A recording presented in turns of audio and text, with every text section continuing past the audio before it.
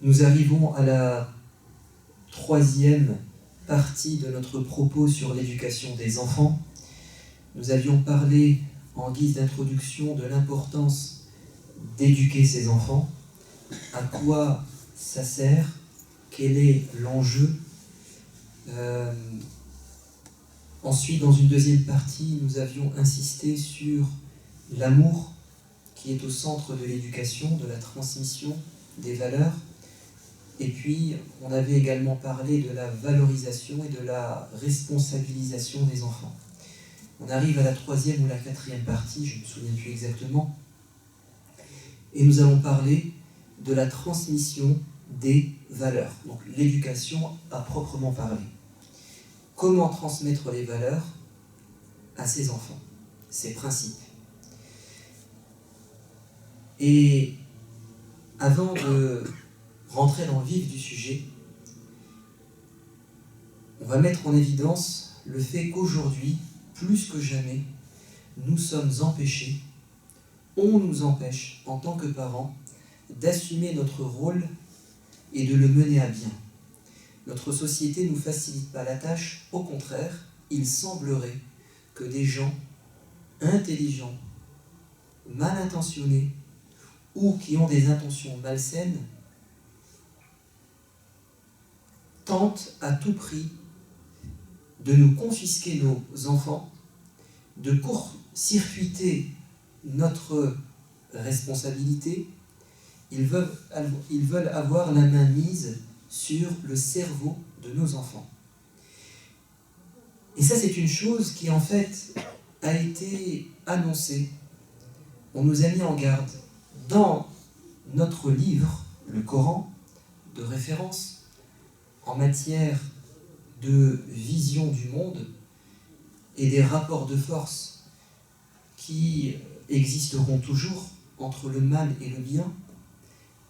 Il a été dit dans la sourate numéro 4, les femmes, qu'un certain groupe d'êtres humains, volontairement ou involontairement, vont mettre à exécution un projet diabolique. Je vais vous citer les versets et ensuite on va les analyser. Dans les versets 115 à 119, il est dit: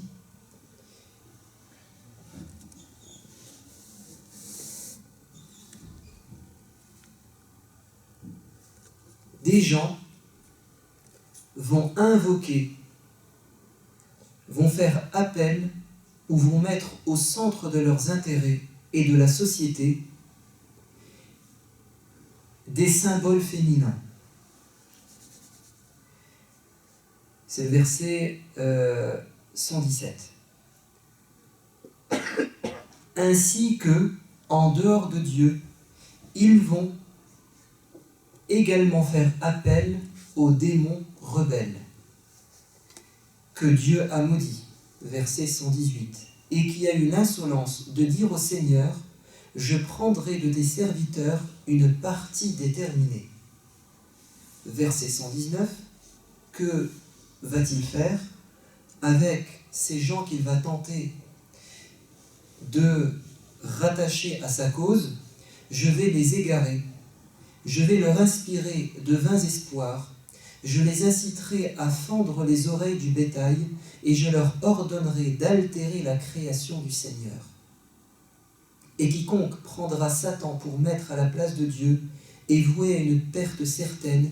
Verset 120, car Satan fait des promesses aux hommes et les berce de vains espoirs, mais ses promesses sont toujours trompeuses et illusoires. Qu'est-ce que nous révèle Dieu dans ce verset, ou dans ces versets? Il nous dit que le diable, il y a très longtemps, avant même que l'humain ne soit sur terre, il a déclaré qu'il allait tenter à tout prix d'allier à sa cause une partie des êtres humains. Ces êtres humains vont faire deux choses. Ils vont mettre au centre de la société les symboles féminins. Et nous sommes en plein dedans, puisqu'aujourd'hui nous sommes dans la société du désir, et le désir est incarné par le corps féminin. Donc la femme, ou le corps de la femme est au centre de la société, puisque c'est une société de consommation. Autrement dit, comme on veut nous faire de nous des consommateurs aveugles, compulsifs, il faut que l'on soit en permanence, si vous voulez, excité, c'est-à-dire disposé à suivre nos passions. Et l'une des passions les plus fortes, c'est celle qui relève du charnel, donc finalement incarnée par le corps féminin.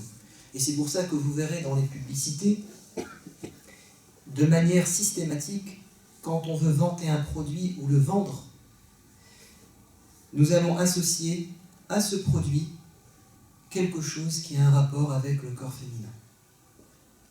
Alors qu'il n'y a pas de rapport apparent entre une voiture, entre un shampoing et le corps de la femme. Le seul lien qu'on veut créer, c'est celui du désir. C'est-à-dire que le cerveau